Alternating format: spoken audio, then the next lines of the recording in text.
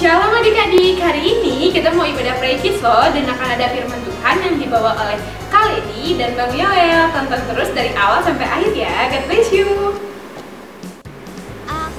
Shalom adik-adik. Sebelum kita mulai ibadah kita berdoa dulu yuk. Tutup matanya dan lipat tangannya. Tuhan Yesus, sekarang kami mulai Tuhan ibadah kami. Tuhan Yesus, Tuhan berkati dari awal sampai akhir agar kami bisa mendengarkan firman dengan baik dan bisa beribadah dengan baik.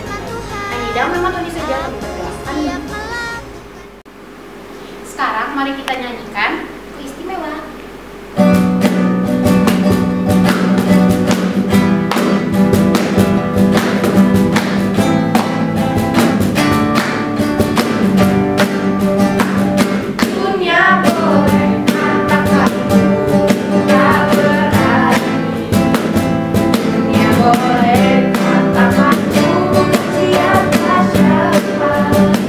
Tapi Tuhan dengan apa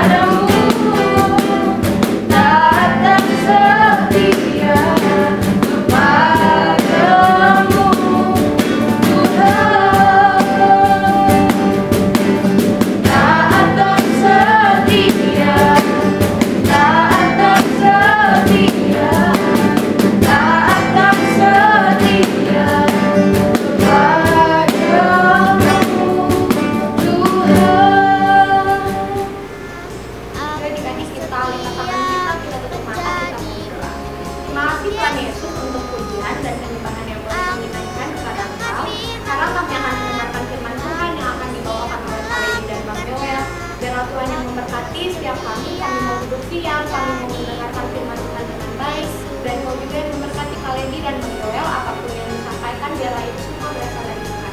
Terima kasih Tuhan Yesus, hanya di dalam nama-Mu kami berdoa mengucap syukur. Haleluya. Amin. Shalom adik-adik.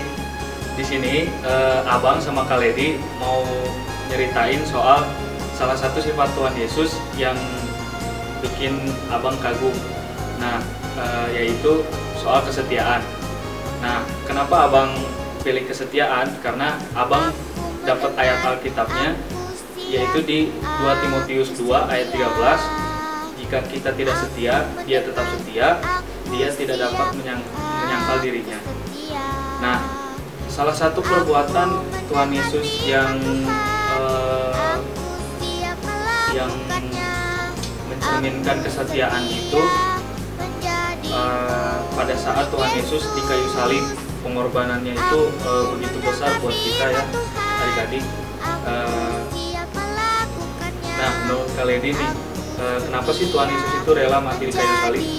Nah, kalau menurut aku, Tuhan Yesus mati di kayu salib itu untuk menebus dosa-dosa kita, untuk menebus dosa Bang Yoel, untuk menebus dosa adik-adik semua, dan semua umat manusia yang ada di bumi ini. Nah, apa yang kalian dibilang itu benar. Meskipun Tuhan Yesus itu banyak nggak disukain sama orang-orang, Tuhan Yesus itu banyak dicela sama orang-orang, banyak yang nyakitin Tuhan Yesus sampai mau Tuhan Yesus mati, Tuhan Yesus tetap setia gitu buat menebus dosa-dosa kita. Nah, apa sih faktor Tuhan Yesus itu? Kenapa Tuhan Yesus itu masih setia sama kita meskipun kita udah nyakitin Tuhan Yesus? Nah, faktor Tuhan Yesus itu masih setia sama kita walaupun kitanya nggak setia sama Tuhan itu, yaitu karena kasihnya yang terlalu besar buat kita dan tulus banget buat kita. Nah, coba adik-adik bayangin, misalnya adik-adik udah nggak disukain sama teman-teman adik-adik. Nah, adik-adik masih mau temenan nggak sama teman adik-adik itu? Kalau abang sih dulu masih ada rasa dendam ya, masih kayak nggak terima kalau misalnya abang nggak ditemenin sama yang lain, masih nggak disukain sama yang lain. Nah, itu yang harusnya kita ubah dari diri kita. Nah, Tuhan Yesus itu bisa jadi contoh buat kita dari kesetiaan ini. Nah, kesetiaan ini bisa merubah kita yang awalnya dari tidak setia, misalnya kita nggak setia sama Tuhan, contohnya nggak baca Alkitab, nggak rajin berdoa, nggak nurut sama orang tua. Nah, akhirnya kita jadi nurut sama orang tua, rajin baca Alkitab, rajin berdoa, dan malah kita ada hati gitu buat ngebalas apa yang udah Tuhan lakuin buat hidup kita. Nah, jadi saat kita lahir baru juga, saat kita lahir baru dalam Tuhan Yesus, nah kita itu sudah bertumbuh. Nah, adik-adik, saat kita lahir baru dalam Yesus Kristus, kita juga diberikan sama Tuhan dari kecil kesetiaan, terus dengan Tuhan. Jadi segitu aja dari kakak dan Bang Yoel. Yuk adik-adik kita berdoa. Sekian firman Tuhan dari Kalendi dan Bang Yoel. Yuk adik-adik kita berdoa. Terima kasih Bapak yang baik, kami telah mendengarkan firman Tuhan. Biarlah kami menjadi anak-anak yang benar mendengarkan firman Tuhan.